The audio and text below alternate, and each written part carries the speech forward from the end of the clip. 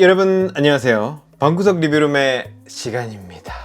2023년도 이제 며칠 안 남았습니다. 왜 이렇게 시간이 빠른 거예요? 모두 고생 많이 하셨고 저도 좋은 내용 전달해 드리기 위해서 애썼거든요. 세보니까 올해도 많은 걸 샀더라고요. 카드값이 장난이 아닌데 제가 직접 사보고 내돈내산으로 와 이건 진짜 추천할 수 있다, 좋았다 하는 거 연말 스페셜답게 그동안 많이 얘기했던 애플 기기는 빼고 5가지를 추천해 보려고 합니다. 제가 평소에 작업하고 있는 이 존 옆에 윈도우 존이 있거든요. 에이수스 게이밍 노트북으로 게임을 할 때 주로 쓰는 공간이 이렇게 있는데,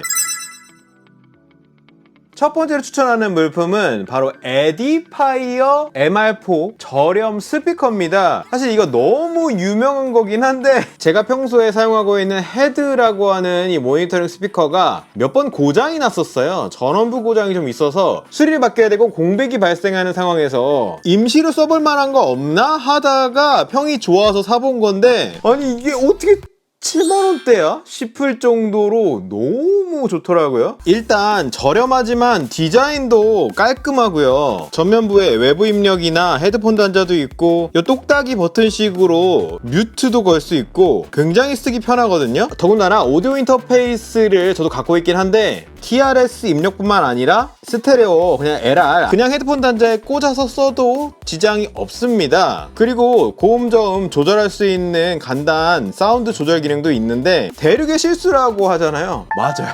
실수예요 이거. 10만원 미만의 뭐 스피커 찾는다? 그럼 이건 무조건 사라고 하거든요. 이 노트북 스피커 최대로 해서 한번 틀어보면 요 정도의 사운드가 나는데 절반 정도 해놓은 상태에서 에디파이어 스피커로 전환해서 들어보면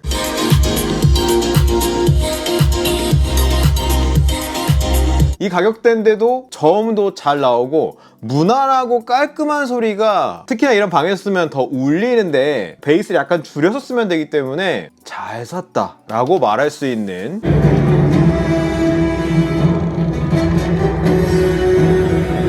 이어서 두 번째는 TV인데 원래 삼성 65인치 TV 제가 쓰고 있던 거 다 아실 텐데 사는 곳하고 촬영장하고 막 이사하고 막 난리를 치면서 그거는 다른 방에 빼놓고 제 엔터테인먼트용으로 TV를 좀 바꾸고 싶어서 알아보다가 TV를 샀었어요. 지금 앞에 보이는 이 TV인데요. TCL C845라고 하는 모델입니다. 애플 TV 4K 신형하고 지금 연결되어 있는 상태인데 이게 4K 미니 LED TV인데 HDR 컨텐츠를 난 제대로 보겠다, 돌비 비전 한번 제대로 느껴보겠다 하시는 분들에게 추천할 수 있는 가성비 TV입니다. 물론 가격이 절대 가격으로는 그렇게 싸진 않아요. 99만 7천원 정도에 구매를 했는데 요즘에 뭐 근데 중소기업 TV 싼 거 많잖아. 근데 이게 스펙이 미쳤습니다. 화면에서도 굉장히 선명하게 보일 텐데 HDR 기준으로 최대 2000니트까지 나옵니다. 그리고 미니 LED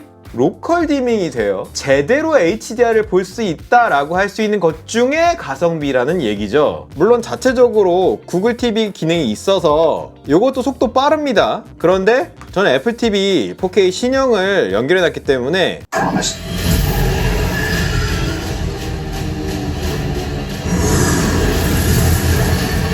이렇게 지금 조명 켜놓고 있는 실내에서도 밝기 올려놓으면은 정말 쨍하게 이렇게 보일 수가 있는 거고, 컬러 표현도 P3 97%를 만족하는 색역이라서 컨텐츠 둘러볼 때 화질 매우 마음에 들고, 최근에 구입한 이 M3 맥북 프로랑 색깔도 굉장히 잘 맞는데 가운데 스탠드 방식이라서 디자인도 깔끔하고요. 옆면은 지금 이렇게 생겼는데 단점이 이 HDMI랑 USB 포트 같은 연결 사양이 오른쪽 사이드에 있습니다. 여러가지 바꿔 끼는 사람들한테는 꽤 불편할 수 있겠더라고요. 저는 고정해놔서 지금 괜찮긴 한데 오른쪽에만 있는 게, 평소에는 플스랑 신형 맥북으로 컨텐츠를 또 즐기고 홈파 스테레오로 사운드를 듣고 이렇게 사용하고 있는데요. 이게 애플 기기랑 정말 궁합이 좋습니다. 홈킷을 지원하기 때문에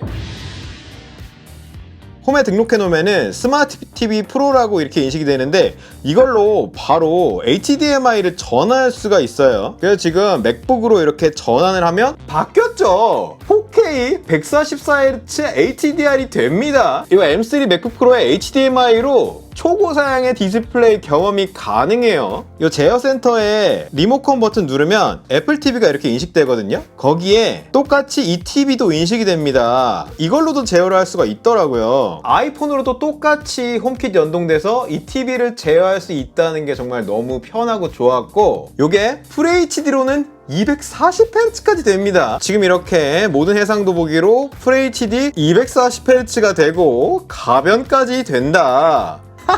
미친 부드러움을 경험할 수가 있습니다. 와, 이 부드러움 미쳤어요. 특히 플스랑 궁합이 상당히 좋은데 게임 마스터라는 기능과 더불어 지금 4K 60Hz 되는 것뿐만 아니라 4K 110Hz에다가 VRR 가변형 재생률도 지원해요. 그래서 특정 게임에 따라서는 이렇게 지금 120Hz까지 움직이죠. 이런 최신형 기술들을 사용할 수가 있습니다. 단점은 기본 상태에서 세팅이 별로 마음에 들지 않더라고요. 시퍼렇고 좀 뭉개고 이런 느낌이라 사용자들이 인터넷에 세팅 같은 거 공유해 놓은 게 있거든요.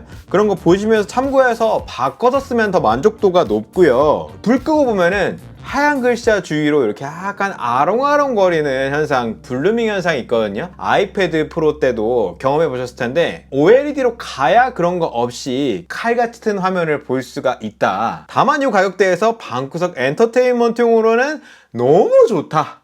Where there's always more to experience and more to discover.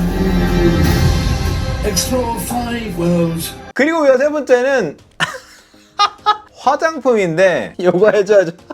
설화수 맨 본윤 선크림이라고 요건데 지금 보시면 두 개죠. 왜 두 개냐면은 구독자분 중에 출연하신 분이 화장품 쪽 분이 계셔서 선물로 주셨어요. 근데 이게 써보니까 너무 괜찮아서 따로 제가 구입을 한 거예요. 제가 원래 화장품 같은 거를 거의 안 바릅니다. 그냥 로션 하나 바르는 정도, 아니면 평소에는 거의 안 바르는 정도인데 근데 피부 괜찮거든요.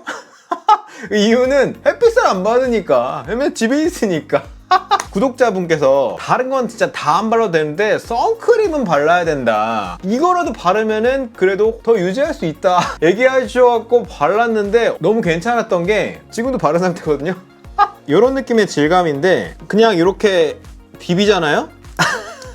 흡수가 잘 돼요. 화장품을 제가 원래도 안 좋아하는 이유 중에 하나가 막 얼굴에 끈적거리는 느낌 이런 거 진짜 싫고 허옇게 되고 이런 느낌 너무 부담스럽고 싫은데 가볍게 딱 스며들고 또 이렇게 지금 보시면 아시겠지만 선크림 바른 느낌이 거의 없잖아요. 뽀송뽀송하게 마무리가 되더라고요.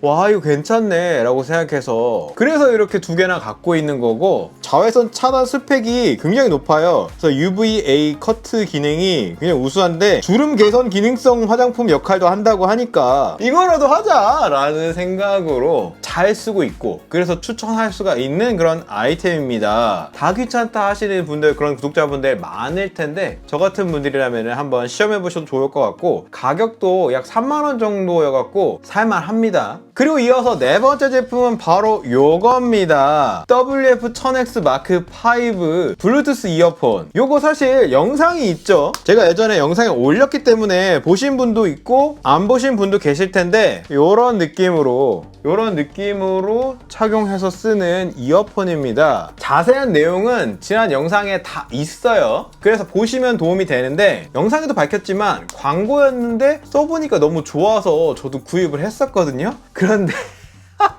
그 이후에 또 일이 생긴 거예요. 자, 매일매일 잘 썼는데 아니 어느 날 갑자기 한쪽을 잃어버린 거예요. 제가 인스타에도 올렸거든요. 아니 모르겠어, 어디서 없어진지 모르겠는데 이게 없어진 거예요. 그래서 아마도 운동 끝나고 이렇게 막 그냥 뭐 주머니에 잠깐 뭐 넣는다고 이렇게 하다가 주머니 밖으로 넣어버렸는지 집에 오니까 이게 없더라고요. 그래서 진짜 내 스스로에 대한 깊은 빡침에 막 분노를 놓여 있었던 그런 상황인데, 물론 에어팟 프로2도 좋아해서 같이는 썼지만 이게 없어지고 이것만 쓰니까 와, 이거 허전하더라고요. 이 사운드가 그리워.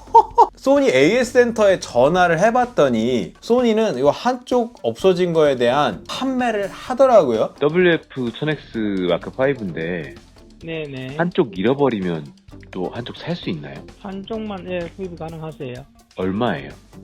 마크 5 같은 경우는 11만 1,000원이요. 12만 1,000원이요? 그러면 뭐 들고 가야 돼요?